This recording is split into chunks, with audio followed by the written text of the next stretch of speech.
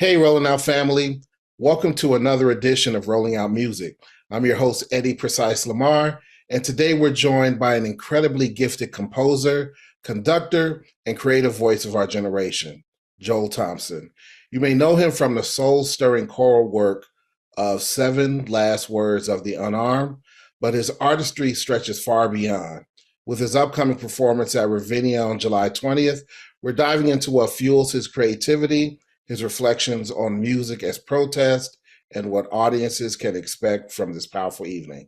Joel Thompson, welcome to Rolling Out Music. How you doing today? Pretty good. It's so great to be here with you. Yes, it's a pleasure to meet you. I'll just jump right in. Mhm. Your work often intersects with justice, humanity, and healing. How do these themes shape your compositional voice, and how do they manifest in the pieces you'll be presenting at Ravinia?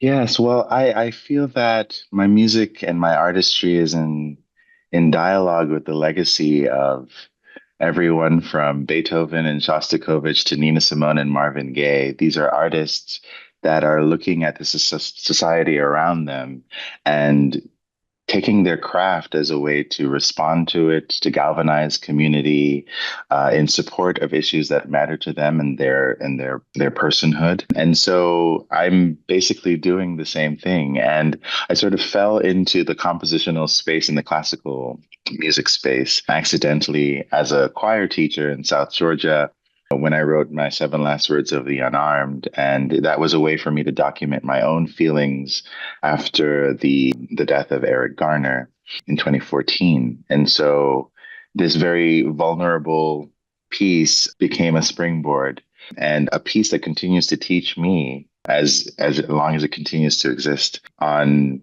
how to excavate my own soul and produce art that creates and fosters community. And so very much in that vein, this string quartet that I'm premiering this Sunday at Ravinia is a manual to sort of survive the times in which we currently live. It's four movements: scream, cry, plant, fight. And I wrote it for myself to listen to and survive the next day. And I have a feeling that other people will feel similarly to me in needing something to get through to the next day. So that's what the piece is all about. Scream, cry, plant, write. Fight. Fight. Okay, fight. Yeah. Word, 100%. Wow. Yeah, I hope you have a pamphlet we can walk with because we need it, definitely. Yeah. From composing the Snowy Day opera to awaken the sleeper, you've explored different genres and platforms. What has your journey through various musical forms taught you about your purpose as an artist? Yes, well, Snowy Day is so different. It's based on the children's book by Ezra Jack Keats about a little black boy having fun in the snow.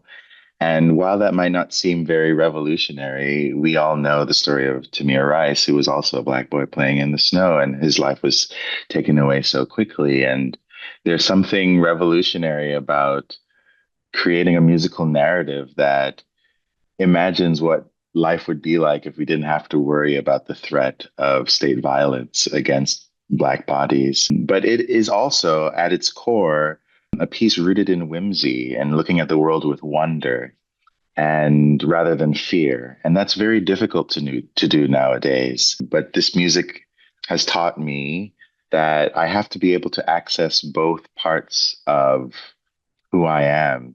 There's the part that is, sort of ruminating and sort of catastrophizing about all that's going on. But we have to hold space for joy as well. And To Awaken the Sleeper is rooted in the text of James Baldwin, who has been such a solace for me nowadays. He's a true prophet. He's looked at America and called it for what it is and given us tools to survive. And that piece was a way for me to use the bully pulpit of the classical music stage to amplify his words. And so all of these pieces, all of these projects that I've tried to be a part of as a composer have been clearly guided by the arc of the moral universe bending towards justice. I'm Mhm. trying to do everything I can with these little dots on a page to help that bending. So yeah. Where does this spirit of activism and revolutionary spirit come from? Where does it come from? Well, I think it comes from the community that created me. I, it's strange to be in this classical music space where Black people have been historically marginalized, but the foundation of my musicianship is the Black church, a space in Mhm. which music is creating community and community is creating music in this wonderful cycle. And to bring a lot of that energy into the classical music space is challenging, but it also keeps things fresh for me. And my parents were, they listening to Mahalia Jackson and Charlie Pride and Nat King Cole. Like, there's so much variety that I was raised in, but at the core of all of their music was there is something possible. There's something that this music has power to change lives. We've all been transformed by music. Why can't we harness the power that this music has to create a more equitable future? Yes. And there are many artists that did that. Nina Simone, I mentioned earlier, when Lorraine Hansberry approached her in 1963 after MLK was imprisoned in Birmingham, she said to Nina, "What are you doing to support your people?" She was singing like Little Girl Blue. And then all of a sudden, the next year, she writes Mississippi Goddam after Medgar Evers gets killed. And she becomes the Nina Simone that we know and love today, where she's using her art to address the society around her. Yeah, there's so many examples of, Marvin Gaye, What's Going On? There's artists that you might not even think of who might not be associated with sort of activist bent have they've tried even Michael Jackson with Black or White. There's something about using this music that has given us so much to try and give back. And I think that's at the core of this activist streak, I think, that you might be perceiving. Yes, yes. So Ravinia is such an iconic venue with rich history. What does performing there mean to you personally and professionally? Well, it's wonderful. There's so many formative musical experiences. I was here not long ago and got to see Maestra Marin Alsop do Mahler 8 maybe a couple of seasons ago at Ravinia. I think I was here last year and saw some of these great Pines of Rome conducted and all of that. Just these great classical works. And alongside a composer collective that I'm a part of, the Blacknificent Seven, we had Karen Slack, a wonderful soprano, premiere some songs that we wrote called in a set called African Queens. We each took an example of African diasporic royalty and wrote a song centering their lives and what they accomplished. And Karen Slack brilliantly presented it at Ravinia last season. And so to be here again with my own solo string quartet is a dream come true. And I'm hoping that the music that is presented next Sunday will do what I want it to do, which is to galvanize all of us to resist and fight and for a more equitable future. So to do that here at Ravinia is also a dream come true. Yes, yes. You've been vocal about the emotional labor involved in writing pieces like Seven Last Words of the Unarmed. How do you care for your mental and emotional well-being while creating music rooted in such deep truth? Wow, that's a good question. Off the top of my head, I have a good therapist. And she's helping me process all of that. But I think one of the realities of living in 2025 is that our technology and this sort of the way our society is built keeps us apart from each other.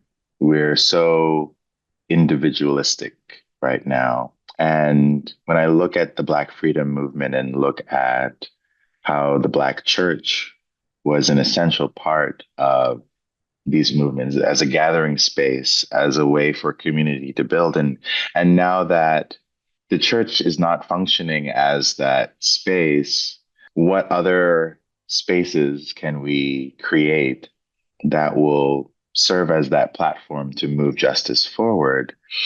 And I think it's the performing arts space. I think it's a space where we put down these devices that separate us and create community and open our ears and listen to each other. And we are not listening to each other. And what better way to encourage us to listen to each other than through music? And so, I think that the answer to survive these tough topics and these tough times is community. So I tend towards self-isolation myself. So one of the things that I'm continually working on is making sure that there's a community that I can rely on. Something as basic as an ear to whine to and complain and get my grievances out rather than keeping it bottled in and raising my blood pressure. Meditation, prayer, spiritual practice. These are the things that I have to rely on while trying to make sure that my music is saying what I needed to say. Indeed. What do you hope the audience walks away with after experiencing your performance at Ravinia on July 20th? And what's next for you after this? Well, I hope that the audience walks away with a spirit of that the obstacles that are ahead of us are surmountable. There's so much that we are consuming in the media that lends itself to a spirit of defeatism, where it's like, who am I to be able to fight against these powers that be that are erasing decades of civil rights legislation in just the blink of an eye? But I hope that people will walk away at least with a sort of pilot light for their own soul, that sort of reignites it and says, we can do this. I think that music has the power to do it. We'll see if the string quartet does. But yeah, that's really my hope for the audience members walking away. And what's next is more of the same, basically. I'm premiering a piece in New York later this month, a setting of James Emanuel, Black poet from Harlem, called Love's a Crazy Scrapbook, just a love song for baritone, cello, and piano. But I'm also working on an opera that with Anna Deavere Smith, a wonderful playwright and librettist. And we're I can't talk about too much right now, but it's really exciting, and it's all in the vein of lifting up our community. So yeah. This is amazing.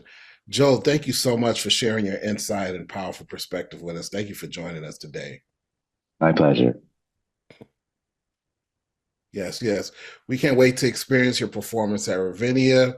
To our Rolling Out family, make sure you don't miss this unforgettable night of music and meaning on July 20th at Ravinia. This is your man, Eddy Precise Lamarre at Rolling Out Music. And as I always say, stay focused, positive, and productive. Peace.